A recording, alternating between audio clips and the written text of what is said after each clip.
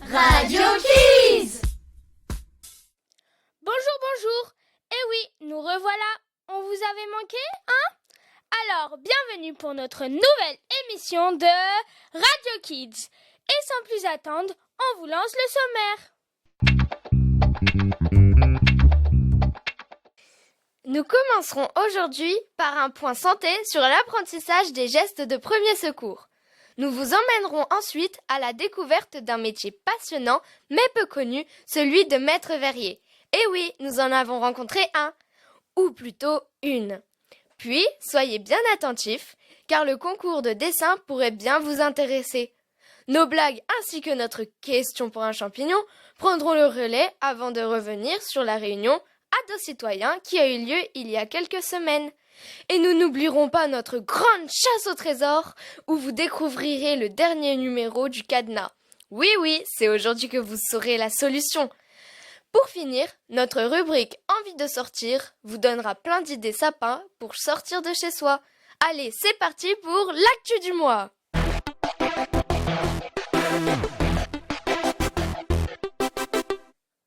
Ce mois-ci, nous voulions mettre un coup de projecteur sur un projet réalisé au collège autour du slam.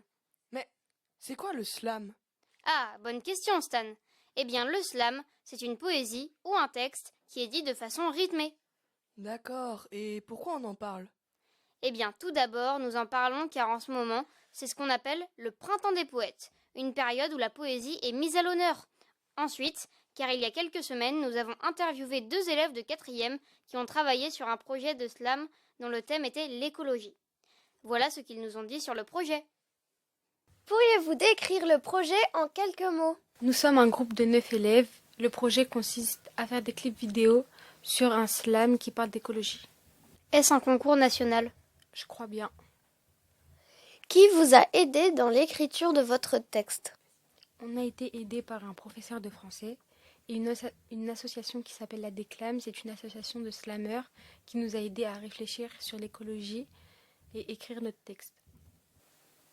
Du coup, la première phase, on devait écrire un texte avec un slammer. Et la deuxième phase, on va travailler sur le clip avec d'autres professeurs. Trouvez-vous le slam difficile? Oui, ça peut être difficile selon les phrases qu'il faut dire parce qu'il faut mettre un ton et un rythme. Aimez-vous faire ça? J'ai bien aimé travailler en groupe car c'était drôle. Je trouve que ça m'a pas trop plu. C'était un cours avec plus de liberté. Genre, c'est tout. Mais ça m'a pas plu. J'ai pas trop accroché avec ce qu'on a fait sur l'écologie, etc. C'est pas trop un truc que je pense pas à ça tout le temps, quoi. Dis-moi, ça te dirait d'écouter leur slam? Ah oui, avec plaisir. Ce thème ne m'intéresse pas. La Terre va mourir dans tous les cas. Les eaux sont des prisons. Moi, je m'en fiche des pandas. Tout le monde veut sauver la planète sans perdre son confort. Tout le monde veut rouler en voiture au lieu de prendre les transports. De toute façon, il est déjà trop tard. C'est déjà la fin. Plutôt que de sauver la planète, je préfère coucher avec quelqu'un. Je veux profiter de ma jeunesse, moi. Mener une vie normale. Je ne veux pas penser à la disparition des espèces animales. Avant de sauver la planète, je veux juste devenir milliardaire. À la fin du monde, on a d'autres choses à faire. Je veux juste manger des tacos tranquilles, pendant que les ours polaires passent sur le grill. L'écologie, c'est moins important que ma famille, mais la terre est aussi notre béquille. Faut de l'argent, se nourrir, avoir un toit et on verra. Un jour, tout s'écroulera, l'humanité paiera. Tue la planète, tu te tues, coincé sur le dos comme une tortue. C'est à cause de nous tout ça. L'argent restera, mais nous, on disparaîtra. Il faut sauver la terre pour garder les plaisirs du quotidien. Il faut que tout le monde puisse manger à sa faim. Faut arrêter de détruire les champs et les forêts pour que je puisse continuer à manger du poulet. Moi, j'ai peur des centrales nucléaires, des déchets par terre, du manque d'oxygène dans l'air. Quelles sont les solutions? J'aime pas les voitures électriques. Il faut sauver les animaux qui meurent à cause du plastique. Tu dénonces la pollution, mais tu fais de la moto. Moi, je veux continuer à prendre mon vélo. Je veux sauver la Terre pour vivre plus longtemps. Je veux sauver la Terre pour mes petits-enfants. Il faut mettre la planète en réanimation. Il faut penser à la prochaine génération. Tue la planète. Tu te tues. Coincé sur le dos comme une tortue. Intéressant. Oui, Et ils vont même participer à un concours national en créant un clip vidéo pour illustrer leur slam. Alors, on leur souhaite bonne chance pour leur concours et on espère découvrir bientôt leur clip. Et après le thème de l'écologie, passons à la santé avec un sujet important que nous voulions aborder. Celui des gestes de premier secours. On en entend souvent parler, mais beaucoup d'entre nous ne sommes pas encore formés à ces gestes qui peuvent sauver des vies. Alors, info tout de suite avec Maya. Au mois de février, alors que j'étais dans un bus, un jeune lycéen a fait un malaise. Plusieurs personnes étaient présentes, mais tout le monde a regardé ce qui se passait sans réagir. Ils ont dit après cela que ça avait été très choquant et que c'était comme si quelque chose les paralysait et les empêchait de bouger. Heureusement, il y avait une lycéenne qui est JSP, ce qui signifie jeune sapeur-pompier. Elle a su gérer la situation et mettre le jeune homme en PLS, la position latérale de sécurité, en attendant les secours. J'ai été très marquée par cette scène, car certaines personnes se sont moquées du jeune homme qui était au sol, et j'ai trouvé cela vraiment stupide. Mais surtout, c'est là que je me suis rendu compte qu'il était important de reconnaître les gestes de premier secours, car si la jeune sapeur-pompier n'avait pas été là, la situation aurait pu être bien pire que ça pour ce jeune homme. Sachez donc qu'il y a plusieurs associations ou organismes qui proposent des formations à ces gestes importants pour sauver des vies, comme par exemple la Croix-Rouge française, l'Union des sapeurs-pompiers ou bien la Fédération française de sauvetage et de secourisme. Au niveau du collège aussi, vous avez la possibilité, en 4e, de vous porter volontaire pour être formé à ces gestes. C'est ce qu'on appelle le PLC1. Bien sûr, vous n'aurez pas besoin de ces gestes tous les jours, et tant mieux. Mais plus on sera nombreux à être formés, et plus vite on pourra intervenir, et peut-être aider à sauver des vies. Pensez-y! Et puisque nous parlons des gestes qui sauvent, parlons aussi des actions qui ont été mises en place avec la police nationale et la prévention routière la semaine dernière au collège. 2 niveaux étaient concernés, les 5e et les 3e. Pour les 5e, la prévention routière est intervenue toute une journée pour proposer 3 ateliers aux élèves. Le premier atelier, avec pour objectif d'apprendre les dangers de la trottinette électrique en faisant un parcours avec des obstacles, ce n'était pas facile. Certains y arrivaient au 3e coup et d'autres dès le premier essai.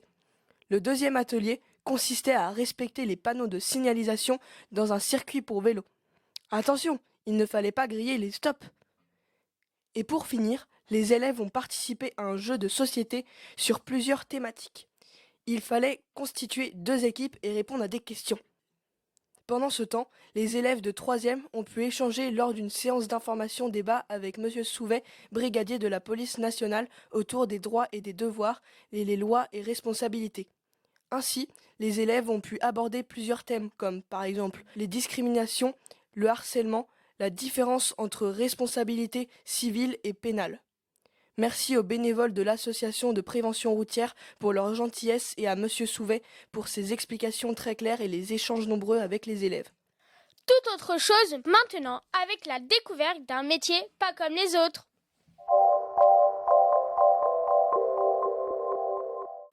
Eh oui, le métier de maître verrier est un travail à part. Bien qu'assez méconnu, c'est un travail plein d'éclat. Le maître verrier ou le vitrailliste assemble au plomb des verres plats colorés ou non et parfois enrichis de motifs peints appelés grisailles. Comme nous avons pu le constater avec l'équipe de Radio Kids, ce métier demande de nombreuses connaissances en art et un bon coup de crayon, car devenir vitrailliste, ce n'est pas donné à tout le monde. Mais moi je sais bien dessiner, tu crois que je pourrais devenir vitrailliste ? Désolée Mariana, mais il faut faire plus que dessiner pour être maître verrier. Pour découvrir les qualités requises afin de devenir restaurateur de vitraux, que dirais-tu d'écouter notre interview fantastique d'un maître verrier travaillant ici même à Troyes ? Ah, ça je ne dis pas non. Mais comment se fait-il que vous l'ayez rencontré ? Mais tu es bien curieuse. Eh bien, figure-toi que toute l'équipe de Radio Kids participe à un concours qui s'appelle « Je filme le métier qui me plaît ». Il s'agit de faire une vidéo de 3 minutes pour faire découvrir un métier. Mais pourquoi maître verrier ? Comme tu l'as dit, ce n'est quand même pas le métier le plus connu. Ben justement, On a choisi ce métier car il est peu connu et il est important dans notre région. Le vitrail est très développé ici dans l'Aube. Et le musée du vitrail venant d'ouvrir ses portes il y a peu de temps, il nous a semblé intéressant de le mettre en lumière. Bonne idée. Et alors, ça fait quoi exactement un maître verrier? Eh bien, voilà un extrait de notre interview. Tu es prête? Alors c'est parti! Je suis Elisabeth de Bourleuf et je suis maître verrier. Je pratique la conservation-restauration de vitraux ainsi que la création et je réalise également des perles en verre. Comment vous est venue l'envie de faire ce métier? Je crois que j'étais en terminale. J'avais un projet à faire sur l'image et j'ai rencontré un restaurateur de vitraux et là c'était un vrai déclic. Pour mon cas personnel, j'ai commencé par 2 ans en histoire de l'art. Ensuite, j'ai fait une école des métiers d'art pendant 3 ans pour apprendre le métier du vitrail. Et par la suite, j'ai poursuivi mes études à Paris pour avoir un master en conservation-restauration des biens culturels. C'est un métier artistique qui attire pas mal les filles. Et après, on voit aussi pas mal de gars également, mais plus pour la partie chantier. Ouah, ça a l'air super! Tout à fait! Elle nous a montré plusieurs créations et elle a même proposé à Arsène de couper du verre. C'était vraiment une belle rencontre. Merci à Madame de Bourleuf de nous avoir accueillis si gentiment dans son atelier. Et pour le concours, vous avez gagné? Ah, ça nous ne le savons pas encore. Notre vidéo a été sélectionnée par le jury et nous serons le 25 mai si nous avons obtenu un prix. D'ailleurs, toute notre équipe compte sur vous pour nous aider. Vous aider? Mais qu'est-ce que tu veux qu'on fasse? Eh bien, vous pouvez liker notre vidéo, suivez le lien en dessous de ce podcast ou allez sur EasyDoc. Plus on obtiendra de vues et de likes, plus nous aurons de chances de remporter le prix de la communication. Alors, faites passer le message, partagez l'info sur vos réseaux, parlez-en à vos amis, parents, connaissances et likez! On compte sur vous pour faire gagner le collège. Bah, qu'est-ce que tu fais? Je vais regarder la vidéo et liker. Ok, mais tu peux attendre la fin de l'émission. Oui, tu as raison. D'ailleurs, vous n'aviez pas parlé d'un concours de dessin? Si, justement, on en parle tout de suite. Vous aimez dessiner et faire travailler votre imagination? Alors sortez vos crayons et réalisez l'illustration de l'affiche pour le spectacle du collège. Le thème de cette année, monde virtuel. Tout un programme. Alors que vous êtes tous connectés sur vos écrans, on est sûr que vous aurez plein d'idées pour une création originale et haute en couleurs. Format A4 demandé en mode portrait. Rendez vos créations à Madame Berger ou Madame Hébert avant le 6 avril. Donc pas une minute à perdre. Enfin si, laisse-leur tout de même une minute pour écouter nos blagues. Tu crois que c'est vraiment nécessaire? Bah oui, ça n'a jamais fait de mal une petite blague. Ok, une minute alors. Où vont les biscottes pour danser? À la biscothèque. Quoi? Ça ne te fait pas rire? Apparemment, c'est aussi la crise côté blague. Attends, j'ai mieux. Qu'est-ce qu'un yaourt qui court en pleine forêt? Pas d'idée? Bah, un yaourt nature. Bon, arrête de t'enliser et passons à question pour un champignon. Bah quoi, c'était drôle.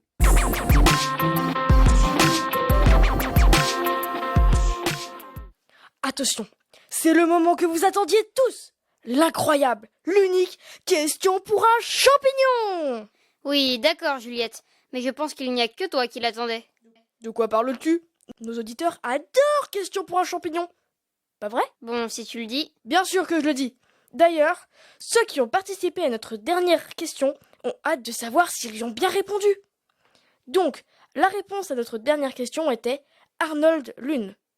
Bravo à Solène Anciaes de 6e 4 et à Lucille Renaud de 6e 1. Elles ont été sélectionnées pour notre grande finale du mois de juin. Allez, voici notre nouvelle énigme, c'est parti! Je suis au bout du jardin, dans l'étang et dans l'océan. Je viens une fois au printemps et une fois en automne, mais jamais en hiver ni en été. Qui suis-je? Oui, on sait que c'est peut-être un peu plus dur qu'avant, mais si on ne vous donne que des énigmes faciles, comment voulez-vous progresser? Et puis, il faut le mériter, notre super champignon d'or, et accéder à notre grande finale. Allez, on est sûr qu'avec un peu de concentration, vous allez le trouver. Courage! Laissons place maintenant aux ados citoyens. C'est quoi les ados citoyens? Mais ne sois pas si impatiente. Ça arrive juste après le jingle.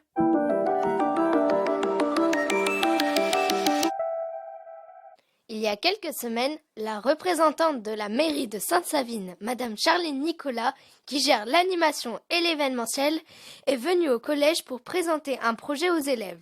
Radio Kids ne pouvant y assister, nous avons interviewé la présidente du CVC, Max Petit, qui était présente. Les CPE, les éco-délégués et bien sûr le CVC étaient là aussi. Cette réunion s'adressait à tous les élèves intéressés. De nombreuses idées et des projets pour la ville ont été présentés et surtout le projet de budget participatif. Il s'agit de proposer un projet qui améliore la vie à Sainte-Savine. Les élèves ont déjà réfléchi à plusieurs choses comme une piste cyclable élargie, des trottinettes électriques en libre service, des boîtes à livres, etc. Mais le projet qui a le plus obtenu de votes est de maintenir la biodiversité dans la ville en préservant la présence d'insectes et d'oiseaux en plantant plus d'arbres, de haies, de plantes et en créant une mare pédagogique. Si vous êtes intéressé pour participer à ce projet, n'hésitez pas à assister aux réunions. Les dates sont disponibles en vie scolaire ou auprès des CPE. Mais en attendant la prochaine réunion, résolvez l'énigme de notre grande chasse au trésor. Aujourd'hui, on vous donne le dernier chiffre.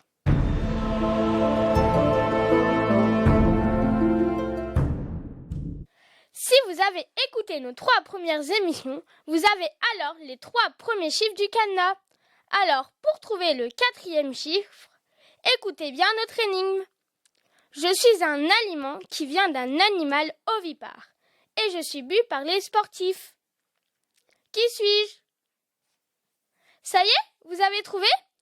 Alors venez vite au CDI pour essayer d'ouvrir le coffre, car c'est le premier qui aura donné la bonne combinaison qui remportera le trésor caché à l'intérieur. Bonne chance! Et pour finir, notre rubrique Envie de sortir.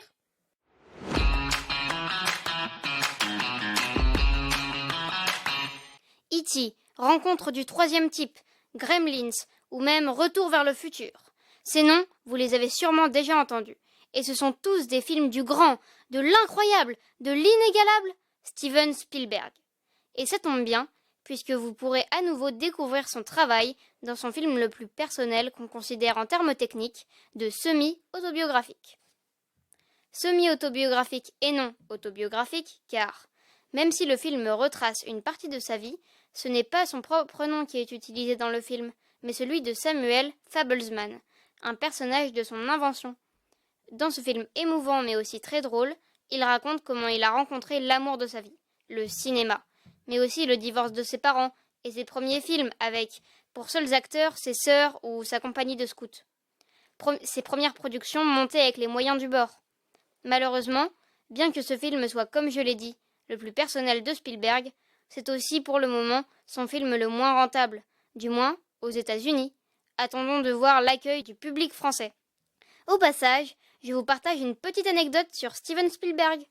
Spielberg était ami avec George Lucas. Oui, vous avez bien entendu, le créateur de la saga Star Wars. Et quand ils allaient tous les deux sortir leurs premiers films respectifs, Rencontre du 3e type pour l'un et Star Wars pour l'autre, ils disaient souvent que le film de l'autre allait mieux marcher que le leur. Ils ont donc fait un pari. Le perdant devrait donner 2,5% de ses revenus au gagnant. Résultat, Spielberg a empoché 40 millions de dollars. Bien joué, n'est-ce pas? Il ne vous reste qu'à aller découvrir ce nouveau film, The Fablesman. Bonne séance! Pour ceux qui préfèrent un autre style, vous vous rappelez du petit plombier moustachu qui a bercé votre enfance? La première fois que le nom de Mario est apparu, c'était sur Game & Watch en 1985. Maintenant, il a carrément un film à son image. Créé par Aaron Horvath et Michael Jelenic, ce long métrage sortira le 5 avril sur tous les écrans. Accompagné de ses amis, Peach, Todd et de son frère Luigi, Mario sera embarqué dans une nouvelle aventure pour sauver le royaume champignon du grand méchant et iconique Bowser. Un film plein de couleurs qui ravira les plus petits et les plus grands. Alors, tous au ciné! Le ciné c'est bien, mais vous savez ce qui se passe le 8 avril 2023 ? Non ? Eh bien, c'est le retour de vos 2 hérissons préférés. Oui, je parle bien de Niglo et Niglotte, qui vous feront vivre une très belle journée avec de nombreux manèges.